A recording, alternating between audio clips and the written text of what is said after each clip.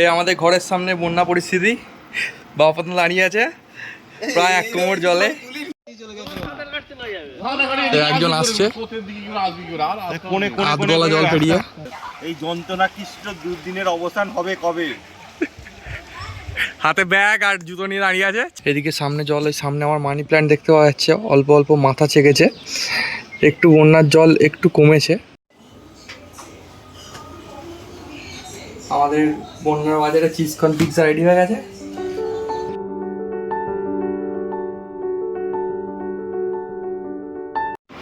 হে good morning, আমি Soudip, welcome to my new blog.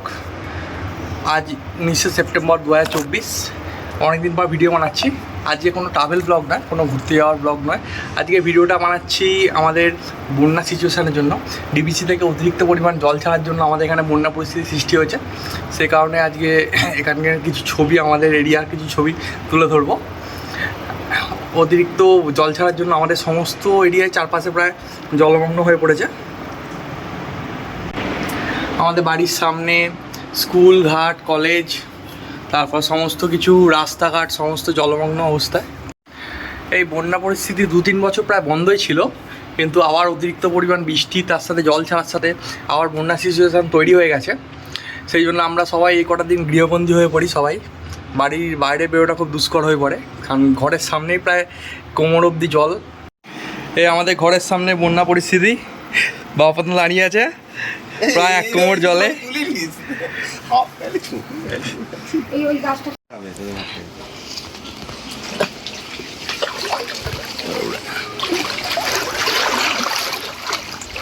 আমাদের ঘরের সামনে চারিদিকে শুধু জল আর জল, সমস্ত গাছ আমার ডুবে গেছে, কিছু কিছু গাছ তোলা আছে।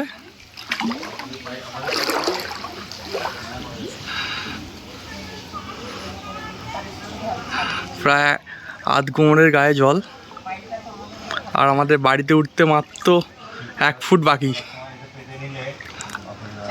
তবে আগের থেকে একটু জল কমেছে, রাত্রে প্রচণ্ড পরিমাণে জল বাড়ছিল।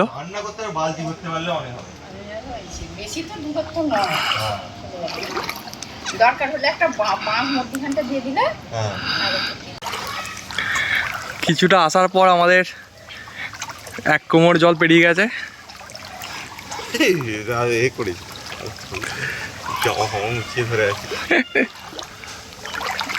এই সমস্ত জমি একদম জলের তলায়। জলের তলায় চলে গেছে, আমাদের তারটা নয় তো।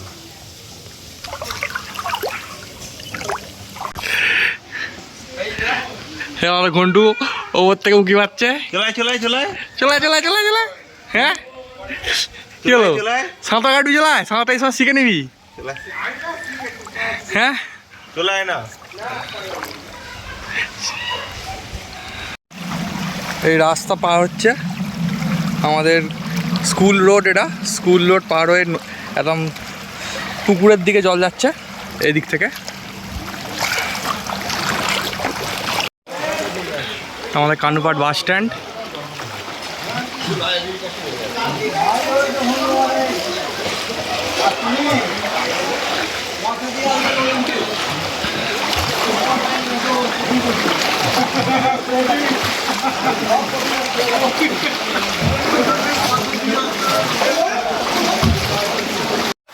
পুরো আমাদের 8-10 কিলোমিটার রোড পুরোটাই জলমগ্ন। এটা আমাদের মেন রোড, এটা bus stand plus main road. এখান দিয়ে পুরো আপ টু উদয়নারায়ণপুর থেকে সিয়াগড় রোডটা এখানে কানেক্ট করেছে। এই রোডটা পুরোটাই জলমগ্ন হয়ে পড়েছে, প্রায় 1 ফুটের ওপর জল যাচ্ছে।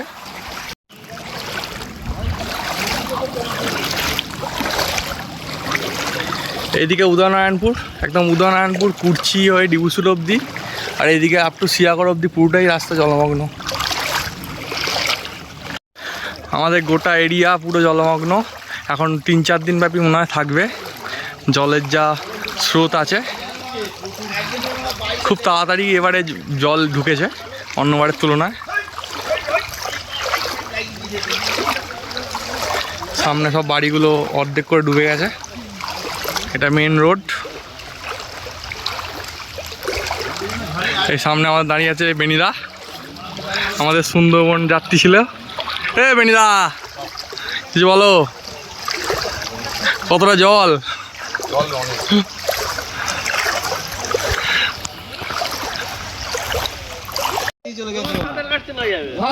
একজন আসছে আধগলা জল পেরিয়ে। আসতে পারবি নাকি? কালকে বস্তা দিচ্ছিল, বস্তা নিয়ে তুলে নিয়েছি। বস্তা পঞ্চায়েতে মনে আছে ব্যাগটা ছিল সাথে, জল নিয়ে হুম, দেখি তোর মুখটা দেখি, হ্যাঁ জুম করি। আজকেই পোস্ট করে দিবি সৌদি, নাহলে ভিডিওটা আজকেই পোস্ট কর। হ্যাঁ নাহলে সিমপাতি পেতে দেরি হয়ে যাবে। হুম, সব বানবাসীরা দাঁড়িয়ে আছে চিড়ে গুড় নেওয়ার জন্য। এই এখানে দাঁড়িয়ে আছে হাতে ব্যাগ নিয়ে আর জুতো। আরো আসছে আরো আমাদের এই যন্ত্রণা কৃষ্ট দুর্দিনের অবসান হবে কবে? হাতে ব্যাগ আর জুতো নিয়ে দাঁড়িয়ে আছে চিড়ে আর গুড় নেওয়ার জন্য, কিন্তু এদিকে কোথাও ত্রাণ শিবিরে হয়নি।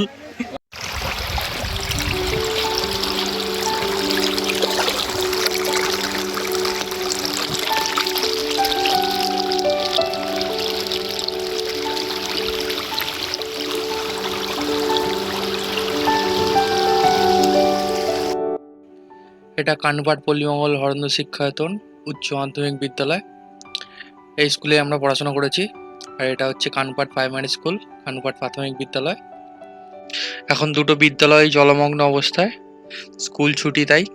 এই ডান দিকে এটা দেখতে পাচ্ছেন, এটা হলো কানুপাট মাছপাড়া পোস্ট অফিস, বন্ধ আছে, প্রায় জল ঢুকে গেছে পোস্ট অফিসের ভেতর। এটা কানুপাট নির্ঝরণী সরকার বালিকা বিদ্যালয়। এটা হচ্ছে মাধ্যমিক পর্যন্ত, যেটা জল এতে অল্প আছে এই দিকটা রাস্তাতে, কিন্তু এই ভেতর দিকে জল ঢুকে গেছে। ডান দিকটাতে স্কুল মাঠটা পুরো জলমগ্ন। এই স্কুলের সামনে রাস্তাটা উঁচু, তাই রাস্তাটাতে জল ওঠেনি, বাট স্কুল মাঠটাতে জল ভর্তি। আমরা এখন দাঁড়িয়ে আছি উদয়নারায়ণপুর বাস স্ট্যান্ডে, একদম বাস স্ট্যান্ডে চার মাথার মোড়ে দাঁড়িয়ে আছি। উপর দিয়ে অল্প অল্প জল ফ্লো হচ্ছে, পুরো রাস্তাটাই জলমগ্ন হয়ে পড়েছে।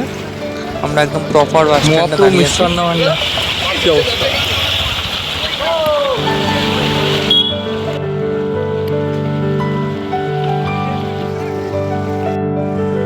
এদিকে এনডিআরএফ এর বিপর্যয় মোকাবিলা টিম যাচ্ছে বিভিন্ন বন্যা কবলিত এরিয়ায় ট্রাক্টরে করে ত্রাণ নিয়ে।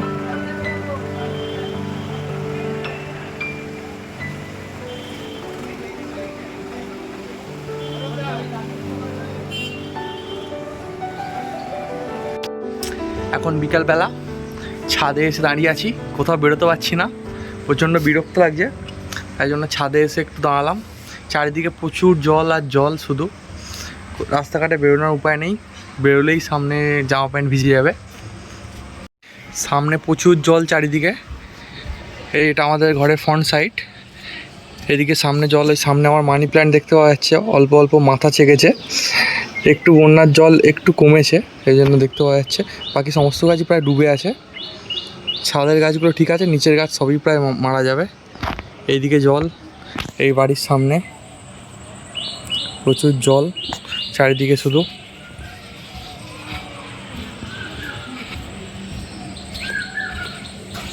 এইদিকে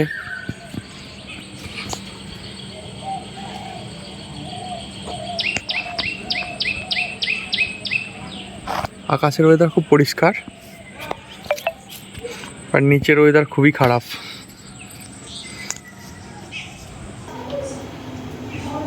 আমরা একটু বন্যার ওয়েদারে বাড়িতে পিৎজা বানাচ্ছি, চিজ কর্ন পিৎজা।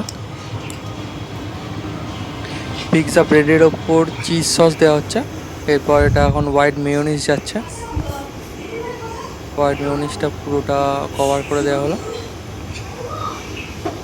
দেন এরপর দেওয়া হচ্ছে cheese, mozzarella cheese. Mozzarella cheese দিয়ে তার উপর যাবে আমাদের কর্ন যাবে।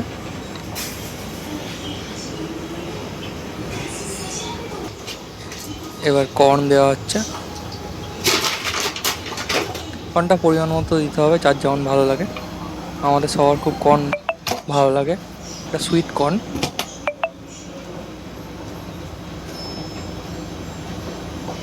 আমাকে সামনে ওর উপরে দেওয়া হচ্ছে টমেটো, ক্যাপসিকাম, পেঁয়াজ।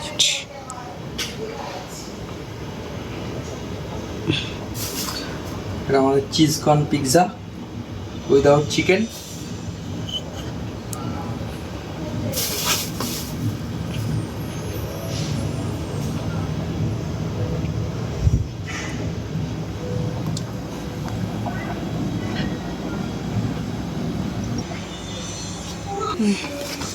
আমাদের পিৎজা খাওয়ার জন্য প্রিপেয়ার হয়ে গেছে। এবার আমরা মাইক্রো ওভেনে 1.5 মিনিট মাইক্রোওয়েভ করে নেব।